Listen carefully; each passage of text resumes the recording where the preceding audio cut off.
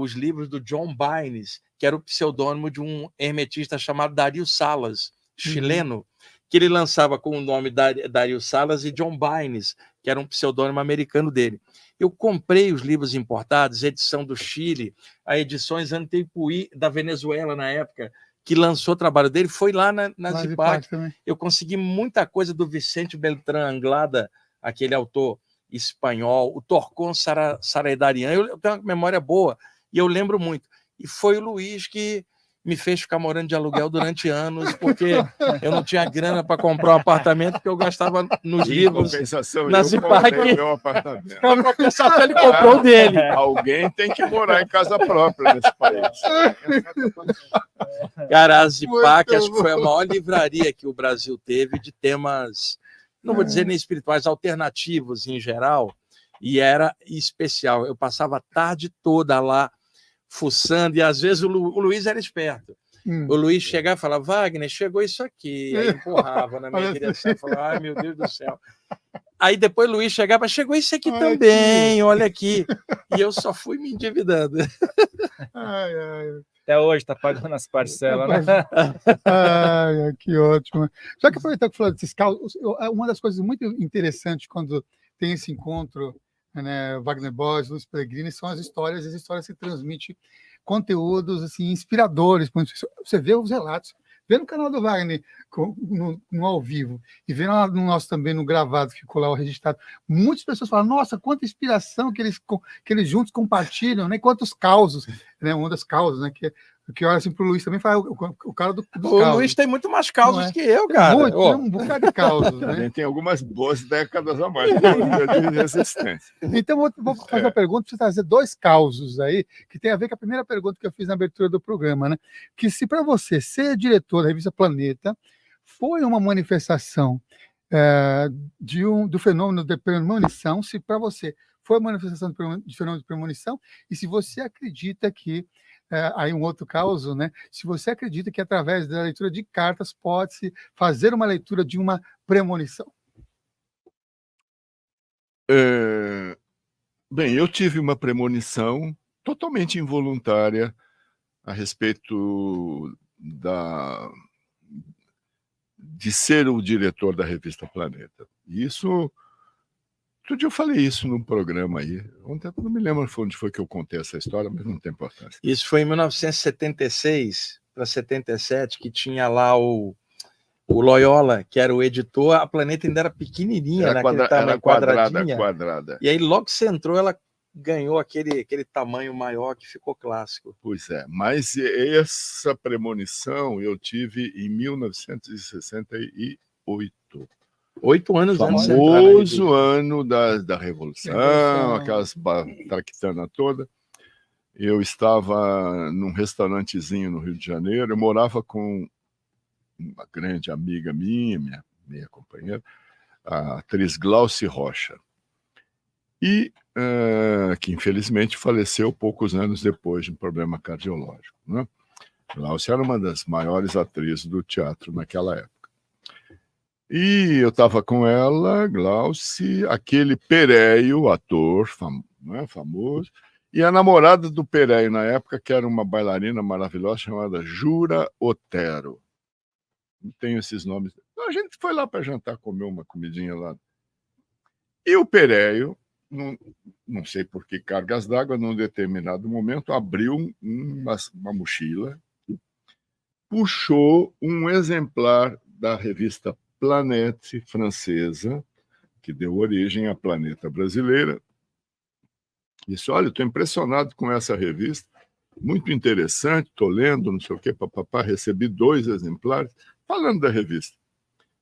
E aí eu peguei na revista, olhei, e aí eu disse assim, em voz alta, todo mundo ouviu, inclusive eu mesmo.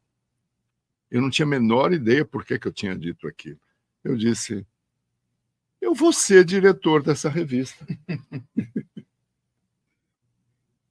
Aí, as pessoas não prestaram muita atenção, a Glauci se ligou.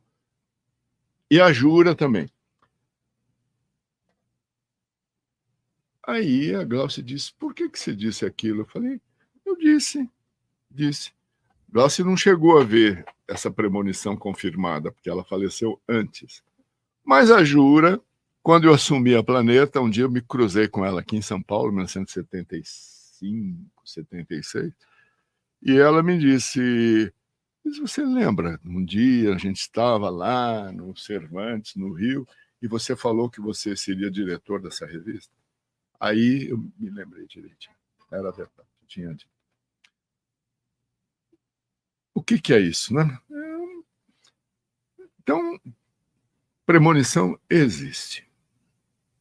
Existe. Eu fiz um programa no Brasil 247, né? Oasis, que eu faço lá aos domingos, e teve um programa inteiro sobre premonição. É uma realidade, eu mesmo pude confirmar N vezes, não é? Mas como tudo no paranormal é paranormal, quer dizer, paralelo à ciência, não pode ser nem sequer exatamente estudado pela ciência oficial cartesiana, não é?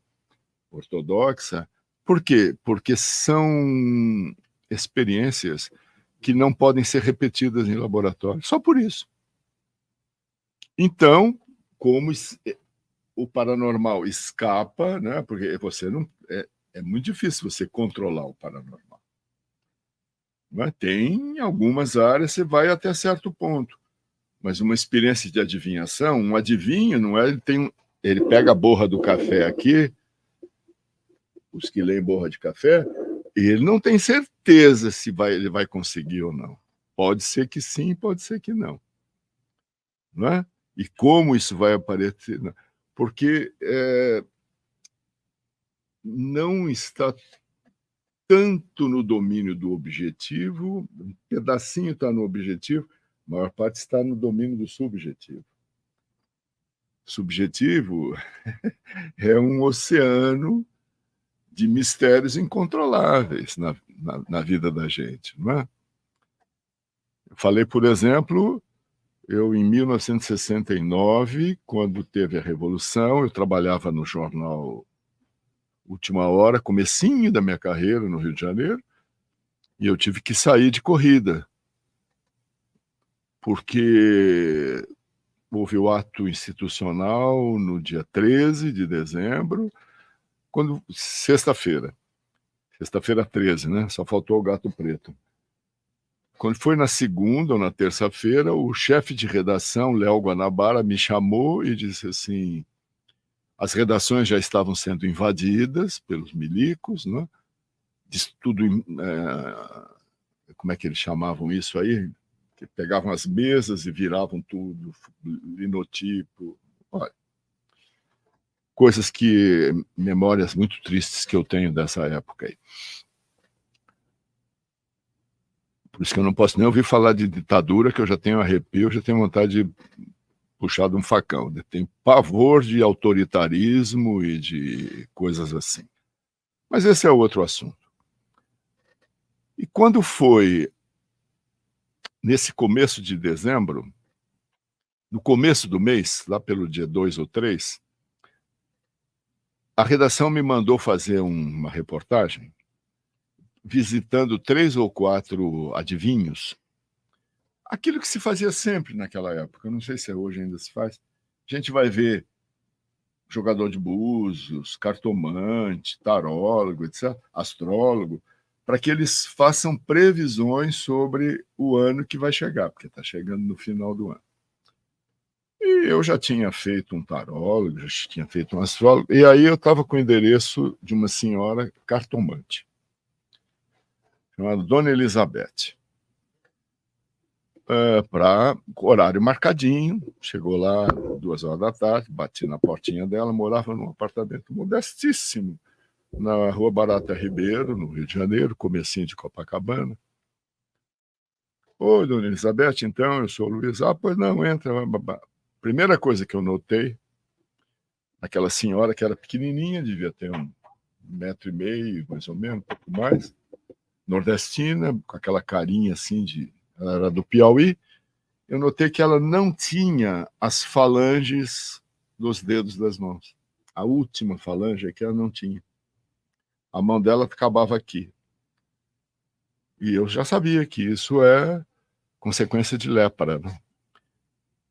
Extremidades caem. Mas ela já estava super curada, só que naqueles tempos, lá nos escafundó do Piauí, coitadinha da menina, né? Pegou a doença. E ela, então, jogou uma primeira cartada.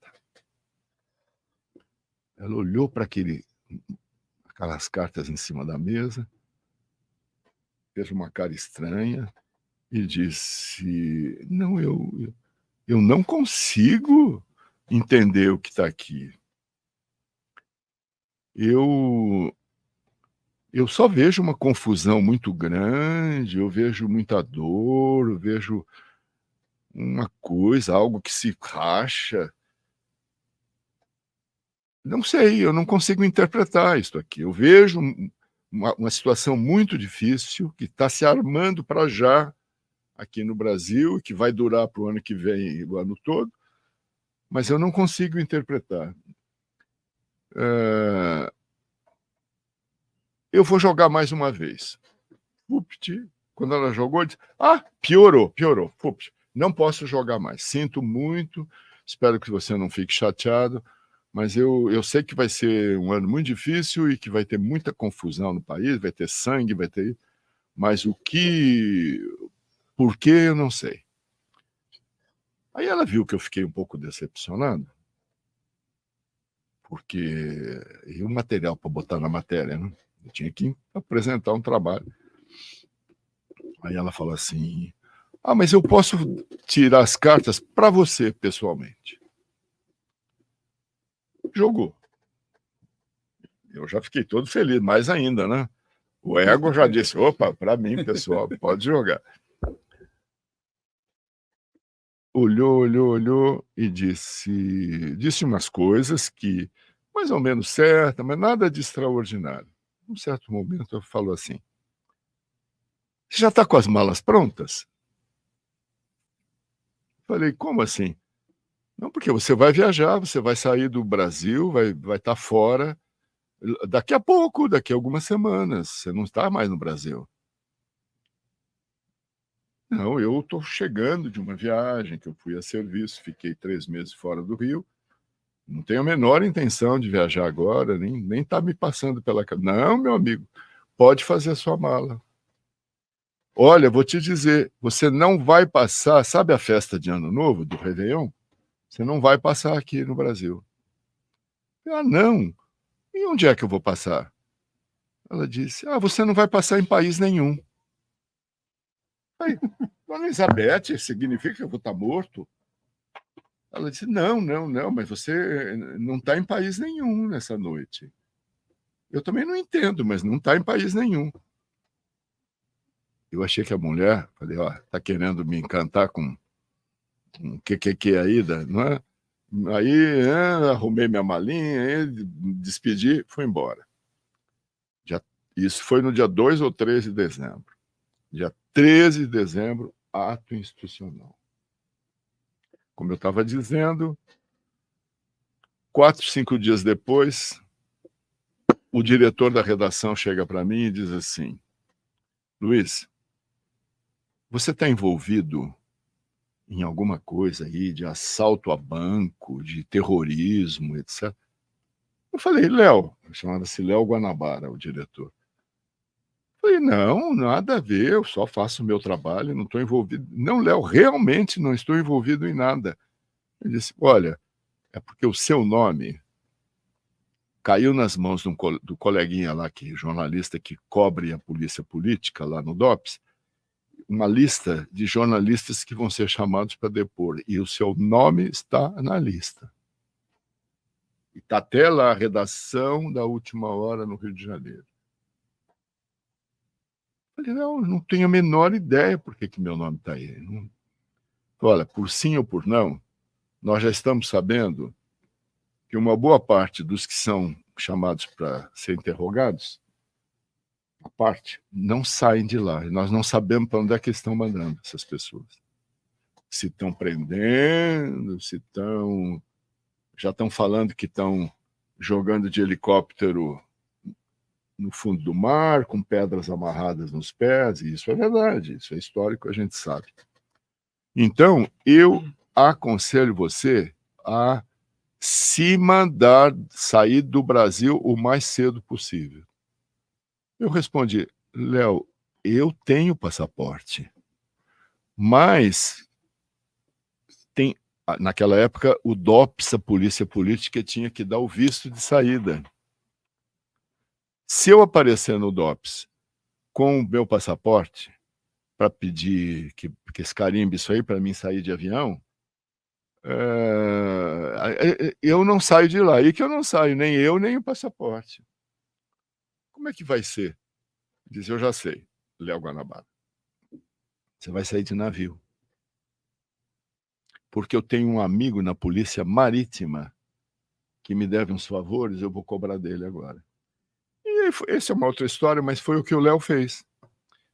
No dia seguinte, ele me mandou lá com o passaporte, o cara carimbou, me entregou o passaporte, na Praça Mauá, nunca vou esquecer esse episódio, Polícia Marítima do Rio, e disse, o carimbo é verdadeiro, a minha assinatura é falsa, claro, um rabisco que eu fiz aí. Meu amigo, suba no primeiro navio que estiver saindo do Brasil, vai embora, e você nunca me viu, nem eu nunca vi você. Estamos combinados? Saí de lá com essa coisa carimbada. E realmente, uns dias depois, o primeiro navio que saía, foi o que eu fiz, era o Cabo de San Roque, navio espanhol. Quem me levou na madrugada, 5 horas da manhã, porque era um horário bom, porque as ruas estavam vazias, foi outra atriz do Rio de Janeiro, a Jacqueline Laurence, não sei se vocês já ouviram falar, uma atriz francesa, já ouviu falar da Jacqueline? Jacqueline Laurence, que agora é uma senhora de idade provecta, mas está viva, graças a Deus. E essa pessoa encantadora pegou o fusquinha dela na madrugada, que a Gláucia era muito conhecida, não podia fazer isso, que ela aparecer lá no Cais do Porto. E a Jaqueline me levou, eu estava com a passagem na mão, Cabo de San Roque, subi no navio, e a última coisa que eu me lembro disso é eu, no tombadilho do navio, o navio seguindo, indo embora, apitando lá, a sirene do navio que apita, e a figura da Jaqueline no Cais do Porto, me acenando assim, e ela foi ficando cada vez mais pequenininha, que eu estava me afastando, né? E foi lá no fundo, e aí eu acenando para ela, para completar essa história. 5, 6 dias depois, 31 de dezembro, festa de Réveillon, o navio está no meio do Oceano Atlântico. De repente, caiu, me lembrei da previsão da dona Elizabeth. Você não vai passar o Réveillon em país nenhum. Estava em alto mar. Da Casa Filhos do Todo, conta com uma taróloga, para quem quiser conhecer, para quem quiser fazer consultas com tarô. Nós temos a nossa equipe agora, a Michele Molina, que está realizando sessões de tarô.